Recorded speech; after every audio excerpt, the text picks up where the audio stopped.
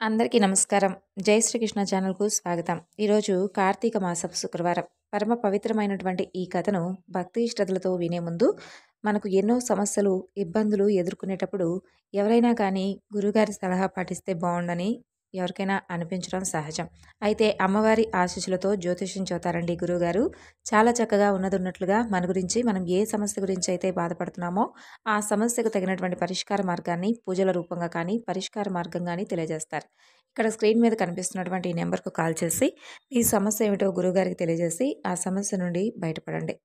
పూర్వం మద్ర దేశాన్ని అశ్వపతి అనే ఒక రాజు పరిపాలిస్తూ ఉండేవాడు. అతనికి సంతానం లేకపోనందున సావిత్రీదేవిని 18 సంవత్సరాల పాటు భక్తితో సేవిస్తాడు. అప్పుడు ఆయనకు సావిత్రీదేవి ప్రత్యక్షమవుతుంది. అతను సావిత్రీదేవితో తల్లి నాకు పుత్రుడు కావాలమ్మా అంటూ వరం కోరుకుంటాడు. కానీ సావిత్రీదేవి ఒక కన్య జన్మిస్తుందంటూ వరం ఇస్తుంది. కానీ అతను పుత్రుడు కావాలని కోరేసరికి ఆమె అతనికి ఒక కుమార్తె జన్మిస్తుందని, ఆ యొక్క పుత్రిక కారణంగా 100 కుమారుల్ని కలుగుతారని చెప్పి వరాన్ని ప్రసాదిస్తుంది. అలా కొన్ని రోజుల తరువాత అశ్వపతికి ఒక కుమార్తె జన్మిస్తుంది.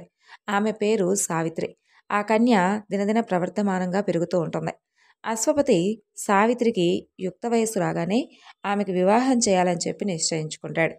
ఇక సావిత్రి ఒకనాడు తన యొక్క చెలికత్తెల వలన జుమస్సేన మహారాజు కుమారుడైనటువంటి సత్యవంతుడు ఎంతో అందమైనవాడు, గుణవంతుడు అని తెలుసుకొని అతని మీద మనసు పడుతుంది. కానీ సిగ్గుపడి ఆ విషయం గురించి ఎవరికీ కూడా ఇంట్లో కూడా ఎవరితో చెప్పదు.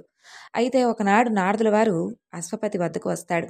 నారదుల వారికి ఉచిత సత్కారం చేస్తాడు అశ్వపతి.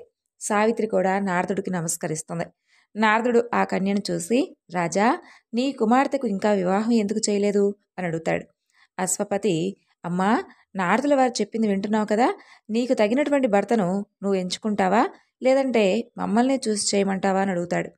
అప్పుడు సావిత్రి, తండ్రి, సాల్వభూపతి కుమారుడైనటువంటి సత్యవంతుడు నాకు తగినటువంటి భర్త అని నేను అనుకుంటున్నాను. అయితే ఆ యొక్క సాల్వభూపతి విధివశాత్తుగా అతని కళ్ళు పోగొట్టుకునున్నాడు. శత్రువుల వలన రాజ్యం పోగొట్టుకుని అడవుల్లో నివసిస్తున్నారు. అయినా నేను సత్యవంతుని వివాహం చేసుకోవాలనుకుంటున్నానని చెబుతుంది.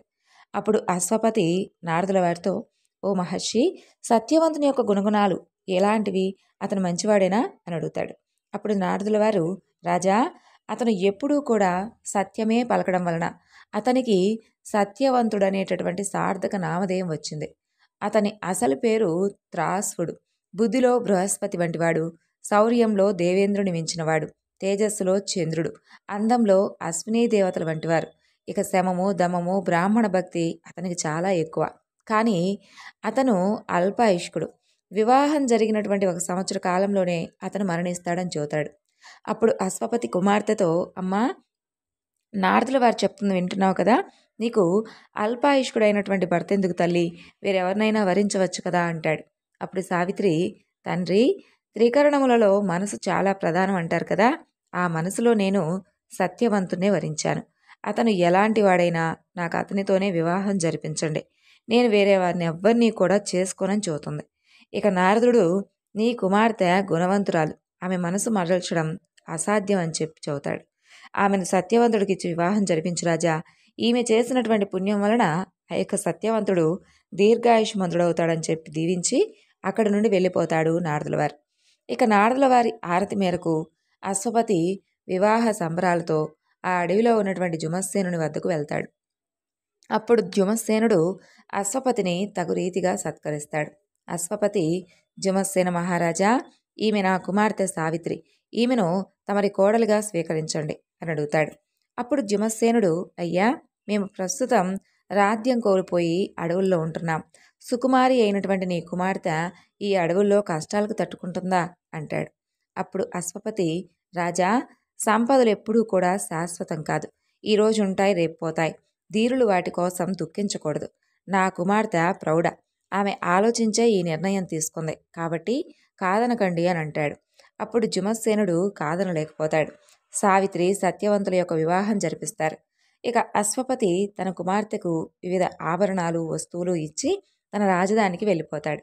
సావిత్రి భర్తతో పాటుగా నారచీరలను ధరిస్తూ అత్తమామలకు సేవ చేసుకుంటూ భర్తతో చక్కగా కాపురం చేసుకుంటూ ఉండేది. ఆ తరువాత సంవత్సరం గడవడానికి ఇక కేవలం 4 రోజులు మాత్రమే మిగిలుంటుంది. సావిత్రి 3 రాత్రుల దీక్ష తీసుకుంటుంది. ఆఖరి రోజు ఉదయమే స్నానాధికాలు ముగించి అత్తమామలకు నమస్కరిస్తుంది. యథావిధిగా అందరికీ సేవ చేస్తుంది. ఇక సావిత్రితో భర్త ఈ విధంగా అంటాడు. సావిత్రి, నేను అడవికి వెళ్ళి పండ్లు తీసుకొస్తాను అని చెబుతాడు. అప్పుడు సావిత్రి భర్తను అడిగి, సరే నేను కూడా మీ వెంటే వస్తాను పదండి అంటూ అతని వెంటే బయలుదేరుతుంది. అలా అడవిలో అందాలు చూస్తూనే సావిత్రి భర్తను కనిపెడుతూ అతనిలో వచ్చేటటువంటి మార్పులను గమనిస్తూ ఉంటుంది. ఇక సత్యవంతుడు కొన్ని పండ్లు కోసిన తర్వాత సమిధల కోసం ఒక ఎండు చెట్టును గొడ్డలతో కొడుతూ ఉంటాడు. అంతలో తల భారంగా ఉందనిపించి ఆ గొడ్డలను కింద పెట్టి తూలుతూ కూర్చుంటాడు. ఇక సావిత్రి వెంటనే తన తొడపై అతని తల పెట్టుకొని అతనికి సపర్యలు చేస్తూ ఉంటుంది. అలా కొంతసేపటికి సత్యవంతుడు స్పృహ కోల్పోతాడు. అంతలో అక్కడకు నల్లటి ఆకారం కలవాడు, కోరలు కలవాడు, ఎర్రని నేత్రాలు కలవాడు, బంగారు వస్త్రాలు కలవాడు, అత్యంత భీకరాకారుడు, చేతిలో పాశాన్ని ధరించిన వాడైనటువంటి ఒక దేవతామూర్తి అక్కడ ప్రత్యక్షమవుతాడు. ఇక అతన్ని చూసినటువంటి సావిత్రి, అయ్యా మీరెవరు అని అడుగుతుంది. అప్పుడు ఆ దేవతామూర్తి, ఓ సావిత్రి, నా పేరు యమధర్మరాజు. నీవు పతివ్రతవు కాబట్టే నన్ను నువ్వు చూడగలిగావు. నేనిక ఇతరులకు ఎవ్వరికీ కూడా కనిపించను. నీ భర్త సత్యవంతుడికి ఆయువు తీరిపోయింది. అతను గొప్ప పుణ్యపురుషుడు. అందుకే అతని ప్రాణాలను తీసుకుని వెళ్లేందుకై నేనే స్వయంగా ఇక్కడికి వచ్చానని చెప్పి యమధర్మరాజు తన యొక్క పాశాన్ని సత్యవంతుడిపై విసిరి అతని శరీరం నుండి జీవుని బయటకు లాగుతాడు. వెంటనే దక్షిణ దిక్కుకు ప్రయాణమవుతాడు. ఇక సావిత్రి తన భర్త దేహాన్ని ఎవరికీ తెలియకుండా పొదల మాటను ఉంచి యమధర్మరాజు గారిని అనుసరిస్తూ వెళ్తుంది. తనను అనుసరిస్తూ వస్తున్నటువంటి సావిత్రిని చూసి, అమ్మా సావిత్రి, నువ్వెందుకమ్మా నా వెంట వస్తున్నావు? ఇక మీదట ఈ దారి వెంట నీవు రాలేవు అని చెబుతాడు యమధర్మరాజు. అప్పుడు సావిత్రి, ఓ యమధర్మరాజా, భర్తలు వెళ్ళినటువంటి మార్గంలో వెళ్ళడం భార్యల ధర్మం కదా. నీ దయ వలన, నా యొక్క పాతివ్రత్యం వలన నేను రాలేనటువంటి ప్రదేశం ఉంటుందా? మార్గాలలో ధర్మ మార్గం ప్రధానం అంటారు కదా. ధర్మానికి ఆధారమే సజ్జనులు. మరి సజ్జన దర్శనం ఎప్పుడూ కూడా వృధా కాదు. మీ వంటి సజ్జనమూర్తి దర్శనం వలన పరమ శుభాలు పొందక నేను మామూలు మనిషి వలె ఎలా వెనక్కు పోగలను చెప్పండి అని పలుకుతుంది సావిత్రి. ఆమె మాటలకు యమధర్మరాజు ఆశ్చర్యపోయి, అమ్మా నీ మాటలకు నాకు సంతోషంగా ఉంది. నీ భర్త ప్రాణాలు తప్ప ఏదైనా కానీ ఒక వరం కోరుకో, ఇస్తానంటాడు. అప్పుడు సావిత్రి, ఓ యమధర్మరాజా, మా మామగారు సాల్వరాజుకు కంటి చూపు లేదు. అతనికి చూపు వచ్చేలా అనుగ్రహించండి అని కోరుకుంటుంది. అప్పుడు యమధర్మరాజు, అలాగే మీ మామగారికి చూపును ప్రసాదించాను. ఇంతటితో తృప్తిపడి ఇక్కడి నుండి తిరిగి వెళ్ళిపో అంటాడు. అప్పుడు సావిత్రి యమధర్మరాజును మరలా వెంబడిస్తుంది. కానీ యమధర్మరాజు ఈ విధంగా అంటాడు, చూడు సావిత్రి, మరలా ఎందుకిలా నన్ను వెంబడిస్తున్నావు అంటాడు. అప్పుడు సావిత్రి, ఓ యమధర్మరాజా, మనస్సు వాక్కు కర్మలతో ఎవరికీ కూడా కీడు తలపెట్టకుండా ఉండుట, దీనుల ఎడ కరుణ చూపుట, దాన ధర్మాలు చేయుట, ఆశ్రితులను ఆదరించుట, ఆర్య ధర్మములను, ఇవన్నీ కూడా గొప్ప ధర్మాలని మీకు తెలుసు కదా. మరి మీరు ధర్మదేవత కదా. మీకు తెలియందంటూ ఈ సృష్టిలో ఏముంటుంది చెప్పండి.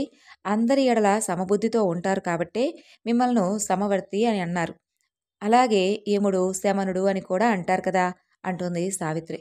యమధర్మరాజు మరలా సావిత్రి మాటలకు సంతోషించి, అమ్మా సావిత్రి, నీ మాటలు అమృతోపాపానంగా ఉన్నాయి. ఇంకొక వరం కోరుకో, ఇస్తానంటాడు. అప్పుడు సావిత్రి, ఓ యమధర్మరాజా, మా మామగారి రాజ్యం విరోధులు ఆక్రమించారు. అతని రాజ్యం అతనికి ఇప్పించండి అని కోరుకుంటుంది. అప్పుడు యమధర్మరాజు, అలాగే నీవు కోరిన విధంగానే వరం ఇస్తున్నాను. ఇక్కడైనా ఆగిపోయి ఇక్కడి నుండి తిరిగి నీవు వెనక్కి వెళ్ళిపో. ఇక నీవు రావడానికి వీల్లేదని అంటాడు. అప్పుడు సావిత్రి, ఓ యమధర్మరాజా, తమరికి తెలియనిదంటూ ఏముంటుంది? ధర్మాత్ములు ఎట్టి పరిస్థితుల్లోనూ ధర్మాన్ని విడిచిపెట్టరు కదా. భర్తను అనుసరించడం భార్య ధర్మం కాబట్టి నేనెలా విడిచిపెట్టాలి అని పలుకుతుంది. అప్పుడు యమధర్మరాజు, సావిత్రి, నీ యొక్క ధర్మబుద్ధికి మెచ్చాను. మరేదైనా వరం కోరుకో, నీ భర్త ప్రాణాలు తప్ప అంటాడు. అప్పుడు సావిత్రి, ఓ యమధర్మరాజా, నా తండ్రి అశ్వపతికి పుత్ర సంతతి లేదు. ఆయనకు 9 కుమారులను అనుగ్రహించండి అని కోరుకుంటుంది. ఇక యమధర్మరాజు, అలాగే నీ తండ్రికి 9 కుమారులను ఇస్తాను. చాలా అలసిపోయావు ఇప్పటికే, ఇక వెనక్కి తిరిగి వెళ్ళిపో అంటాడు. అప్పుడు సావిత్రి, ఓ యమధర్మరాజా, సతికి భర్త సేవయే పరమార్థం. నా మనసు నా భర్త పాదసేవలో లగ్నమైంది. నాకిక అలుపెక్కడిది? తన ధర్మం తప్పక చరించేవారు అరుదుగా కనిపిస్తారు. వారి ధర్మనిష్టతోనే సూర్యచంద్రులు క్రమంగా సంచరిస్తుంటారు. ఎవరితోనైనా 7 మాటలు మాట్లాడితేనే వారు బంధువులవుతారంటారు కదా! మరి నేను ఇప్పటి వరకు మీతో ఎన్నో మాటలు మాట్లాడాను కదా! మరిప్పుడు నేను నీకు బంధువునే అన్నమాట. కాబట్టి నా కోరికను మన్నించండి అని అడుగుతుంది. అందుకు మరలా యమధర్మరాజు సంతోషించి, సావిత్రి, నిజంగా నీ మాటలు చాలా ఆనందంగా ఉన్నాయి. నీకు మరొక వరాన్ని ఇస్తాను. కోరుకో అని అంటాడు. అప్పుడు సావిత్రి, ఓ యమధర్మరాజా, ఇప్పటి వరకు మీరు ఏం వరం కోరుకోమన్నా నీ పతి ప్రాణాలు తప్ప మరేదైనా వరం కోరుకో అని అన్నారు. ఇప్పుడు మాత్రం ఆ మాటను అనలేదు. కాబట్టి నాకు ఇష్టం వచ్చినటువంటి వరాన్ని కోరుకుంటున్నాను. ఓ యమధర్మరాజా, సతికి పతియే దైవం. పతి లేనటువంటి జీవితం సతికి దుర్భరం. ఏ శుభకార్యానికి కూడా ఆమెను పిలవరు. కాబట్టి సాల్వభూతి తనయుడైనటువంటి ఈ యొక్క సత్యవంతుణ్ణి పునర్జీవుణ్ణి చెయ్యండి అని కోరుకుంటుంది.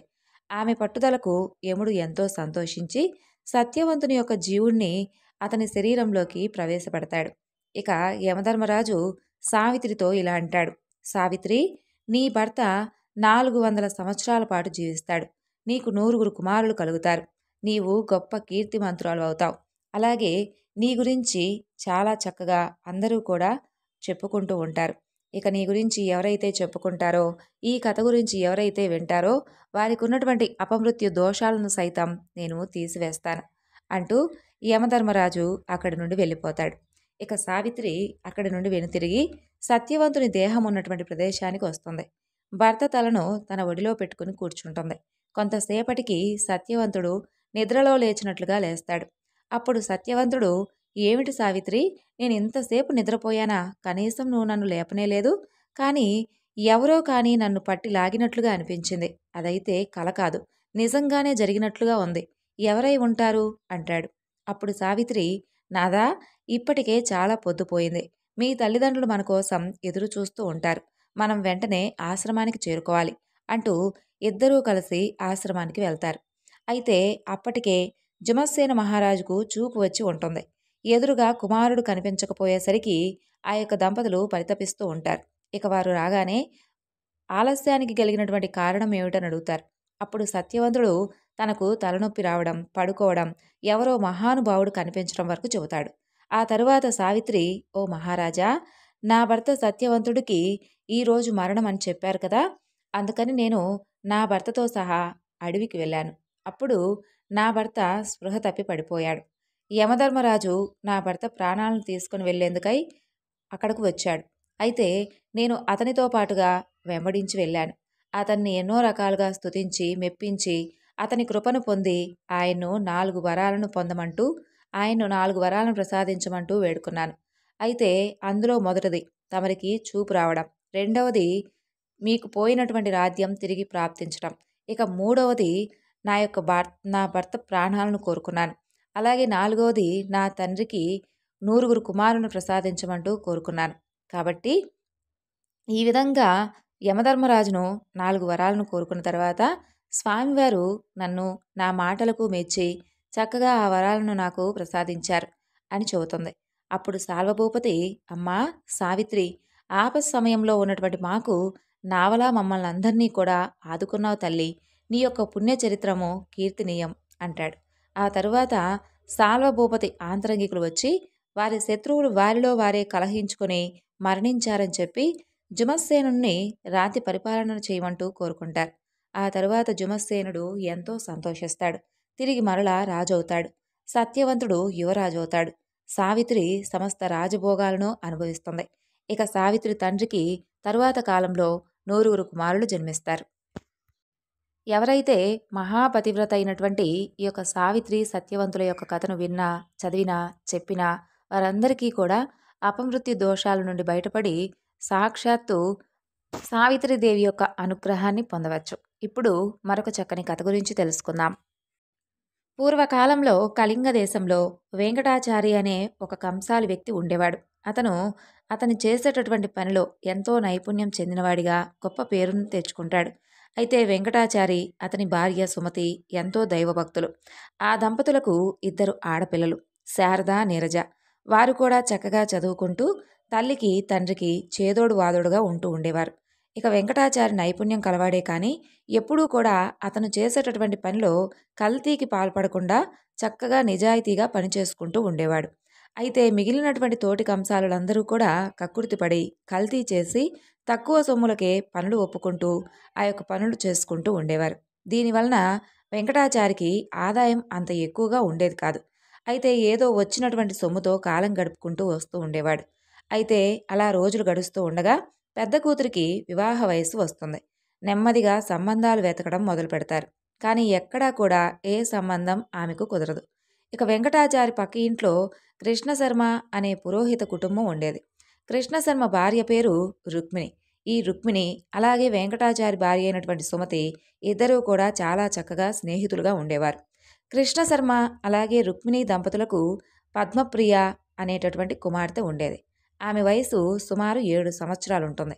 ప్రతిరోజు కూడా వాళ్ళ ఇంట్లో ఉన్నటువంటి పూలను కోసుకొని సుమతికి తెచ్చి ఇస్తూ ఉండేది. అంతేకాదు రోజు ఒక గంట సేపైనా వాళ్ళ ఇంట్లో గడిపి వెళ్ళేది. వెంకటాచారి పెద్ద కుమార్తె శారద పెళ్లి ఎంతవరకు కూడా నిశ్చయం కాకపోవడంతో ఆ దంపతులకు ఎంతో బెంగగా ఉండేది. అయితే ఒకనాడు కృష్ణశర్మ భార్య రుక్మిణి సుమతితో ఇలా చెబుతుంది. ఒక వారం రోజుల పాటు రుక్మిణి కళ్యాణం పారాయణ చేయమని చెబుతుంది. ఆ విధంగా శారద పారాయణం చేయగానే మరునాడే మంచి వరుడితో వివాహం నిశ్చయమవుతుంది. అయితే వివాహానికి కావలసినటువంటి సొమ్మును సేకరించి పెట్టుకోవడం అనే పనిలో చక్కగా ఏ విధంగా సొమ్మును సేకరించాలా అనే ఆలోచనలతో ఆ ధోరణిలో ఉంటాడు వెంకటాచారి. ఇన్నేళ్లుగా కంసాలి వృత్తి చేస్తున్నాను, అయినప్పటికీ కూడా కూతుర్లకు కనీసం బంగారు గాజులు కూడా చేయించలేకపోయానే అని చెప్పి ఎంతో వేదన చెందుతాడు. ఇక సుమతైతే రోజు ఉదయాన్నే పూజ చేసేటప్పుడు మహాలక్ష్మీదేవికి అనేక విధాలుగా ఎన్నో స్తోత్రాలతో ఆ తల్లిని పూజిస్తూ ఉండేది. వివాహం దగ్గర పడుతుందమ్మా, దయచేసి వివాహానికి కావలసినటువంటి సొమ్మును మాకు సమయానికి అందివచ్చేలా చేయి తల్లి అంటూ ఆ తల్లిని ప్రార్థిస్తూ ఉండేది. అయితే రోజులు అలా గడుస్తూ ఉండగా ఒకనాడు పద్మప్రియ రోజులాగే పువ్వులు తీసుకుని ఉదయం పూజా సమయానికి రాదు. రోజు తప్పకుండా వస్తుంది కదా పిల్ల, మరి ఈరోజు రాలేదేమిటా అని ఆ సుమతి ఆలోచిస్తూ ఉంటుంది. అంతలో గుమ్మంలో గజ్జెల చప్పుడు వినిపిస్తుంది. పద్మప్రియ చెంగు చెంగున రానే వస్తుంది. రావడానికి ఆలస్యమైందని చెబుతూ పువ్వులు తీసి సుమతి చేతిలో పెడుతుంది. ఆ రోజు పద్మప్రియ రోజు కంటే కూడా అందంగా ఎంతో తేజస్సుతో కనిపిస్తుంది సుమతికి. సుమతి పద్మప్రియను ఇలా అడుగుతుంది. ఈరోజు నీ పుట్టినరోజా? ఇంత చక్కగా ఉన్నావు, ఇంత చక్కగా అలంకరించుకున్నావు అని అడుగుతుంది. లేదత్తయ్యా, రోజులాగానే తయారయ్యానే, స్నానం చేయడం కాస్త ఆలస్యం కావడంతో పువ్వులు తీసుకురావడం ఆలస్యమైంది. అది సరే కానీ ఇదిగో ఈ జత బంగారు గాజులు అమ్మ నీకు చూపించమంటూ చెప్పింది. కొత్తగా కొనుక్కుందంట, ఒకసారి నిన్ను చూడమని చెప్పింది అని చెబుతుంది. అప్పుడు సుమతి ఆ గాజులు తన చేతిలోకి తీసుకొని చూస్తూ ఉండగా పద్మప్రియ ఇప్పుడే వస్తానంటూ చెంగున బయటకు వెళ్తుంది. సుమతి ఆ గాజులను దేవుడి దగ్గర ఉంచుతుంది. కాసేపైన తర్వాత పద్మప్రియ రాగానే ఇచ్చేద్దాంలే అనుకుంటుంది. అలా వంటింట్లోకి నైవేద్యం తీసుకొని రావాలని చెప్పి వెళ్తుంది. పాయసం పూర్తవగానే తీసుకొని వచ్చి పూజా గదిలో కూర్చుంటుంది. ఎదురుగా 2 జతల బంగారు గాజులు కనిపిస్తాయి సుమతికి. ఇవేమిటి, ఇవెక్కడి నుండి వచ్చాయి? తానిక్కడ పెట్టింది ఒక జతే కదా, లేదా నేనేమైనా పరధ్యానంలో ఉండి గమనించుకోలేదా? పద్మప్రియ నా చేతికి 2 జతలు ఇచ్చిందా అని ఆలోచిస్తూ పూజ పూర్తి చేసి భగవంతుడికి నైవేద్యం పెడుతుంది. ఈ 2 జతల గాజులను తీసుకొని రుక్మిణికి ఇవ్వాలని చెప్పి వాళ్ళ ఇంటికి వెళ్తుంది. ఆమెను చూసినటువంటి రుక్మిణి, ఏమిటి వదినా, చేతిలో ఆ బంగారు గాజులు ఎక్కడివి? పిల్లలిద్దరికీ చేయించావా అని అడుగుతుంది. అది విన్నటువంటి సుమతికి నోట మాట రాదు. అదేమిటి వదినా, ఇందాకే కదా పద్మప్రియ వచ్చి ఈ గాజులిచ్చింది, నీవు కొనుక్కున్నావని నాకు చూపించమని చెప్పింది కదా అని చెబుతుంది. అప్పుడు రుక్మిణి, అదేమిటి వదినా, పద్మప్రియ మీ ఇంటికి రావడం ఏమిటి? నిన్నటి నుండి పిల్లకి ఒకటే జ్వరం, మంచం కూడా దిగనే లేదు, ఎక్కడికి వెళ్ళనే లేదు. అసలు ఆమె మీ ఇంటికే రానప్పుడు ఈ గాజులు నీకెలా తెచ్చిస్తుంది? అయినా నేను ఈ మధ్య అసలు గాజులే కొనుక్కోలేదని చెబుతుంది. అది విన్నటువంటి సుమతికి ఎంతో ఆశ్చర్యం వేస్తుంది. మరి ఇందాక వచ్చిందెవరు, ఆ గాజులు నాకు ఇచ్చిందెవరు అని ఆలోచిస్తూ ఉండగా ఆ వచ్చింది సాక్షాత్తు ఆమె ప్రతినిత్యము కూడా కొలుచుకునేటటువంటి జగత్కర్త, జగత్ సృష్టికర్త భార్య అయినటువంటి ఆ మహాలక్ష్మీదేవ అని అనిపిస్తుంది. ఆ విషయమే రుక్మిణితో కూడా చెబుతుంది. ఇక వారిద్దరూ కూడా ఎంతో ఆశ్చర్యపోతారు, మరెంతో ఆనందిస్తారు. జరిగినటువంటి విషయమంతా కూడా వారి భర్తలకు చెబుతారు. వెంకటాచారి దంపతుల యొక్క సంతోషానికి అంతే లేదు. వచ్చింది సాక్షాత్తు ఆ మహాలక్ష్మీదేవని చెప్పి తెలుసుకుంటారు. తమను అనుగ్రహించినటువంటి ఆ జగన్మాతను ఎన్నో విధాలుగా స్తుతిస్తారు. తమ కుమార్తెలకు సాక్షాత్తు ఆ మహాలక్ష్మీదేవే బంగారు గాజులను అనుగ్రహించిందని ఎంతో సంతోషిస్తారు. ఇద్దరూ కూడా పూజ గదిలో నుంచొని జగన్మాతను నమస్కరిస్తూ ఇలా అంటారు: ఓ లోకజనని, దారిద్ర్య దుఃఖాన్ని పాపాంధకారాలను పారద్రోలేటటువంటి అమృతమూర్తి, దీనులైన వారి బాధలను అన్నిటినీ కూడా అర్థం చేసుకొని వాటిని వెంటనే నశింపచేసేటటువంటి నీ యొక్క కరుణా కటాక్షాలను మా మాపై ప్రసరించావా తల్లి. నీకివే మా నమస్కారములమ్మా. నిజంగా దయగలిగినటువంటి నీ యొక్క కడగంటి చూపులతో నీ యొక్క కరుణామృతాన్ని మాపై ఎప్పుడూ కూడా ఎల్లవేళలా ఇలాగే కురిపిస్తూ ఉండు తల్లి. నిజంగా నీవు సర్వమంగళప్రదాయినివి. సకల చరాచర జగత్తు యందు నీవే వ్యాపించి ఉన్నావు. నీకు ఇవే మా ప్రణామములు. నిన్ను నమ్మిన వారికి సర్వశుభాలను అనుగ్రహించేటటువంటి ఓ లోకపావని, నీకివే మా నమస్కారములమ్మా అంటూ ఆ తల్లిని పరిపరి విధాలుగా ప్రార్థిస్తారు. ఇక మహాలక్ష్మీదేవిని ప్రార్థించిన వారికి సర్వ సౌభాగ్యాలు సమకూరుతాయండి. ఎటువంటి అనారోగ్యం దరిచేరదు. మహాలక్ష్మీదేవి యొక్క ఆరాధన వలన అనిమ, మహిమ, గరిమ, లగిమ, ప్రాప్తి, ప్రాఖ్యామము, ఈశిత్వము, వసిత్వము అనేటటువంటి అష్టసిద్ధులు లభిస్తాయి. మానవుడికి ఆధ్యాత్మికంగా కూడా ఉన్నత శిఖరాలకు ఎదగడానికి ఆ తల్లి అర్చన ఎంతో చక్కగా ఉపయోగపడుతుంది. అలాగే గత జన్మలలో చేసినటువంటి పాపంగా ఆ పాపాన్ని మనం ఎప్పుడైతే అనుభవిస్తూ ఉన్నామో దానిని దారిద్ర్యంగా పిలువబడుతుంది. ఈ జన్మలో పుణ్యకార్యాలు చేయడం వలన ఇది కూడా నశించి ఐశ్వర్యం లభిస్తుంది. కాబట్టి ఓ జగన్మాత, నీకివే మా నమస్కారములు. ఓ మహాలక్ష్మి, నీకివే మా ప్రణామాలు. ఓ జగజ్జనని, నీకివే మా నమస్కారములు అనుకుంటూ ఆ దంపతులు ఆ తల్లిని ఎన్నో విధాలుగా స్తుతించి ఎంతో సంతోషిస్తారు. విన్నారు కదండి, ఈరోజు చెప్పుకున్న కథలు మీ అందరికీ నచ్చాయి అనుకుంటాను. మరొక చక్కని వివరణతో మరలా కలుసుకుందాం. అంతవరకు నమస్కారం. జై శ్రీకృష్ణ.